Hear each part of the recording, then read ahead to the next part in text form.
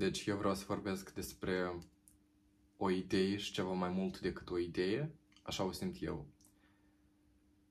Foarte important pentru mine și care într-adevăr poate să schimbe percepția ta de până la și după. Viața ta într-adevăr se împarte în două lucruri separate, în două perioade separate. Iar această idee provine din teoria cuantică a particulelor mai mici decât atomii, care au proprietăți infinite. Iar dacă noi o să ne uităm deja din această perspectivă la viața noastră, orice vedem noi în plan material nu este altceva decât această energie cu potențial infinit. Iar toate aceste obiecte fizice pe care noi putem să le atingem, de care putem să ne folosim, oamenii, sunt doar niște proiecții ale conștiinței noastre. Adică, acești oameni, aceste obiecte, nu ar fi existat dacă nu ar exista conștiința noastră. Și toate astea au sens să existe. Această idee poți să o iei să o înțelegi după ce citești cartea Eliberarea din jocul banilor, o carte pe care eu o recomand, dar cu siguranță nu este pentru toți, pentru că nu toți o vor înțelege. Dar acolo merge vorba în general despre două faze prin care trăim noi oamenii. Unii trăiesc doar în faza 1 toată viața. Dacă tu te trezești, se întâmplă deja că treci în faza a doua. În faza 1 sunt anumite pattern-uri pe care noi le avem, pe care noi ne învață și iată de-a lungul vieții, după această carte, pe noi pur și simplu ne învață că de noi nu depinde nimic. Că totul pur și simplu se întâmplă, că noi nu putem nimic să schimbăm. Iar dacă treci în faza a doua, este exact opusul. Tot ce se întâmplă în viața ta, tot ce simți tu, este proiecția conștiinței tale, a conștiinței tale care este considerată superioară, euului tău superior și nemărginit. Pentru mine a fost interesantă această carte din acest punct de vedere, pentru că este atât partea teoretică cât și partea practică care să-ți permită să ieși din faza 1 spre faza 2, dar totodată te duce în niște emoții foarte intense în timp ce o citești. La un moment dat, poate să ți se pară că nimic nu mai are sens. Dacă totul este pur și simplu o energie infinită, atunci care mai este sensul? Sensul este jocul uman. Pentru ca tu să începi să joci după regulile tale, nu după regulile care ți-au fost impuse în faza 1. Iar în această carte el dă exemplu de 4 instrumente pe care le poți folosi tu pentru a trece în această fază 2. Iar unul din cele mai importante este procesul, așa îl numește el. Ce înseamnă acest proces? Înseamnă un exercițiu pe care tu îl pui în practică în viața ta cotidiană, cu sensul de a întoarce puterea ta, iată, în acele momente în care tu simți un dezechilibru, când tu te simți furie, când tu te simți un pic dezechilibrat. În acele momente tu faci procesul și îți reîntorci această putere înapoi, astfel ca tu să devii un eu mai nemărginit, un eu infinit. La fel, în această carte era și un citat foarte interesant de Barbari. Cred că chiar o să-l citesc pentru că mie mi-a plăcut foarte mult. Așa, o secundă. Ca și cum Dumnezeu ar spune: dacă vreau să iau formă fizică, trebuie să aduc cu mine toate legile care vor permite lumii fizice să funcționeze. Voi face acest lucru prin particule minuscule care, prin designul lor, vor transforma universul și îl vor pătrunde cu toate comportamentele pe care le-am inventat, cum ar fi gravitația, magnetismul, contracararea și atracția.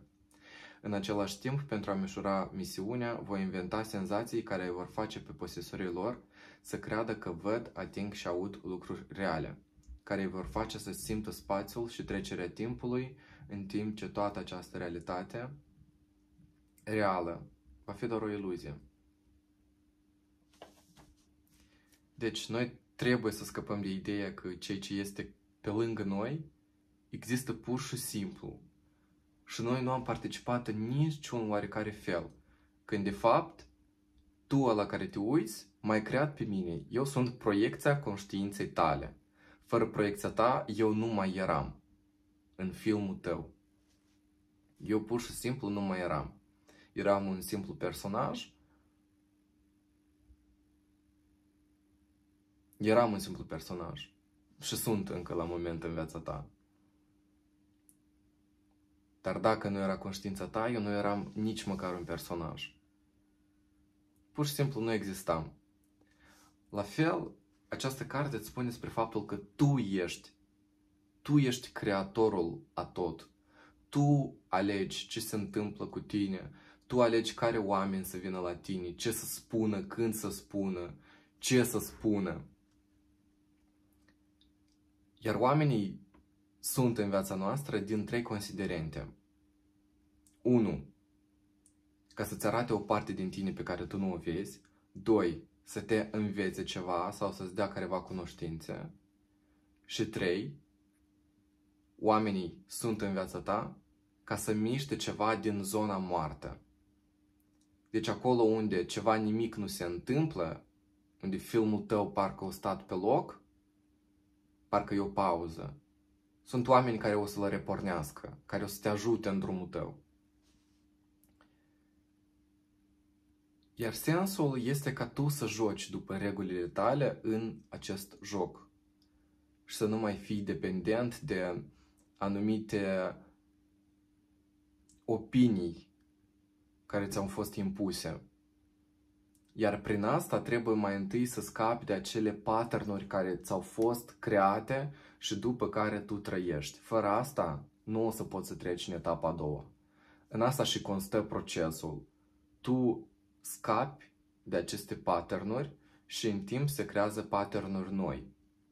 Iar aceste pattern-uri ulterior influențează la hologramă care o să-ți apară. Ce este holograma? Holograma este imaginea pe care tu o vezi, ce simți, ce vezi, ce auzi. Asta este holograma. Realitatea pe care tu crezi că este reală, asta este o hologramă. Adică o iluzie atât de intens creată de conștiința ta, ai depus atât de multă putere ca să crezi în ea, încât este percepută ca o realitate. Păi iată, scăpând de acele pattern-uri, creându-se altele, se schimbă și această hologramă.